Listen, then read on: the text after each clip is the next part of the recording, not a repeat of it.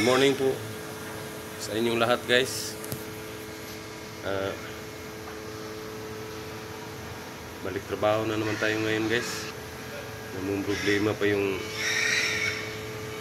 amo namin, guys, kasi wala pang naghahakot ng kuan, guys, putik, guys. Kaya naghahanap pa sila ng ibang dump truck, guys, kasi yung dump truck na kumukuha ng putik dito, guys, hindi na bumalik, guys. Kaya pag malakas ang ulan, guys, imbis na iipon na itong mga gabundok na putik, guys, matutunaw na naman, guys, sa ulan, guys. Parang walang nangyari sa mga ginagawa namin, guys, kasi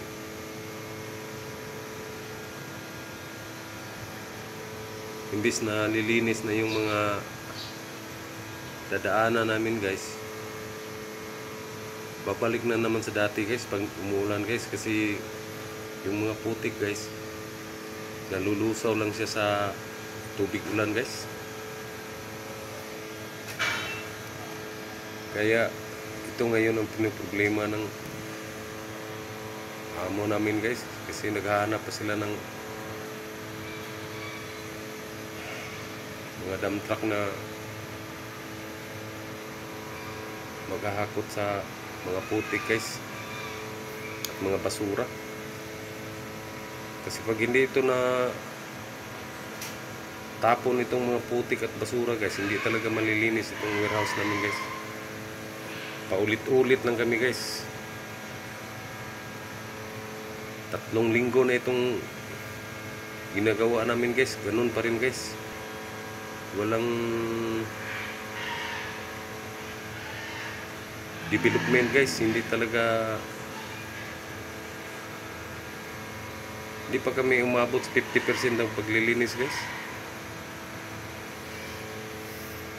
Parang na-stuck kami sa 20% pa, guys, kasi hindi pa na-pull out itong mga putik at basura, guys. Ang pinupukusan namin, guys, yung mga stock, guys, na ma-pull out sa warehouse, guys, at saka malinis siya, guys.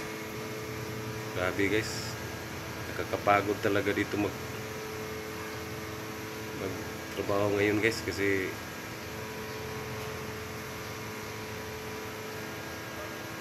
kayod kalabaw kami, guys. Problema pa dito, guys, kasi marami namang dump truck na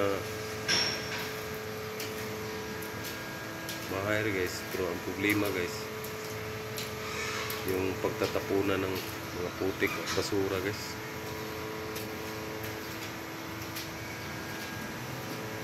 Yan din ang pinoproblema ng mga dump truck, guys, kasi kung saan nila itapon itong mga putik, guys.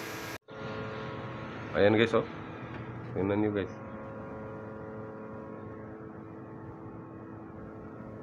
gabundok yan, guys. Yung sa harapan lang, guys, nakunan lang ng mga 2 dump truck siguro yun, guys. Tapos dito, guys, ang dami pa talaga dito sa likod, guys.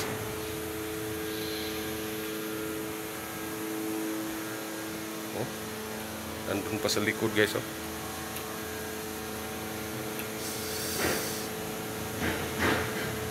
Sa Sun Pride na yan, guys, yung bakod na yan, guys, yung color na bakod, guys.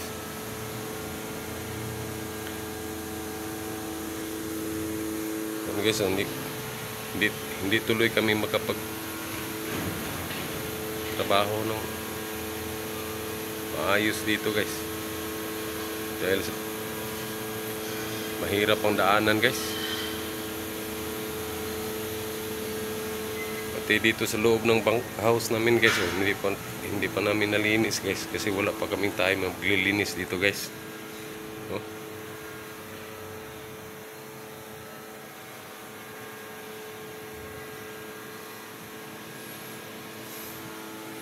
pag malinis na ito dito sa labas guys, saka na namin yan linisin guys.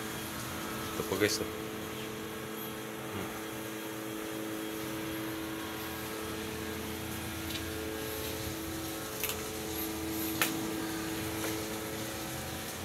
Dito guys, sa washing area namin guys.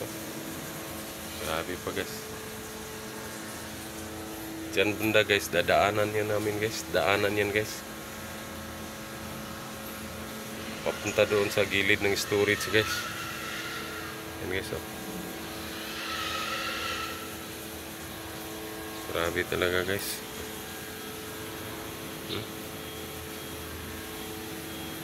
Parang wala lang nangyari guys. Ready for loading na sana ito guys.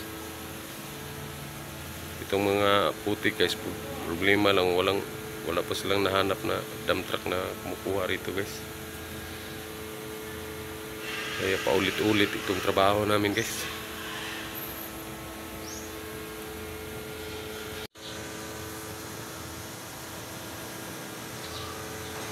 Gusto ko lang po palang magpasalamat sa inyo guys sa walang sawa ninyong pagsubaybay ng aking video guys. Sobrang pagod ng katawan namin guys sa kalilinis dito guys. Kaya minsan pag uwi ng bahay guys, matutulog na lang guys. Pagkatapos kumain guys, matutulog na lang guys.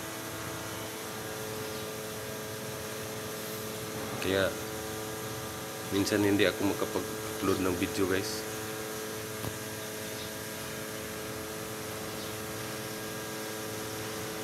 Sunod-sunod yung mga trahedya na naganap dito sa aming lugar ngayon guys, sa Cebu. Una yung lindol guys. Tapos sinundan ni Bagyong Tino guys. Tapos yung nakaraang Martes ng madaling araw guys, meron na namang pumasok na bagyo na Birbinya. Ano ba yun guys? Birbinya. Buti na lang guys, hindi siya malakas guys. Signal number 1 lang dito sa amin guys. Saka hindi rin masyadong malakas ang ulan guys, kaya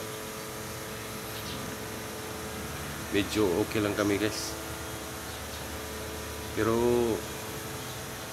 sa araw ding yun guys, wala kaming tulog guys, kasi mayroong phobia na kami sa bagyo guys. Kasi nung nakaraang bagyo, nung Bagyong Tino guys, umabot sa second floor ng aking bahay ang kuwan guys, ang tubig guys. Kaya yung kasagsagan ng Bagyong Birbinya guys, mula gabi hanggang madaling araw guys, hindi kami natutulog guys. Lagi kaming nakatingin sa labas guys, kung hindi ba umaapaw yung sapa guys, hindi ba lumalaki yung tubig guys. Kasi nangyari na namin sa Bagyong Tino guys, lumalangoy talaga kami guys papunta sa may mataas na lugar guys, kasi malalim na talaga doon sa bahay namin. Buti na lang guys, naka-ahon kami doon sa may mataas na lugar guys. Pero sa kasamaang palad guys, hindi ko na-save yung mga appliances ko guys. Yung iba pa noon guys, bagong-bago pa guys. Pero di bali guys kung yung mga gamit lang natin ang masisira guys. Nagsisikap tayo guys, tapos nagtatrabaho tayo guys, makabili rin tayo ng gamit guys. Kaya mas importante masave natin yung buhay natin guys. Maingat na talaga kami guys.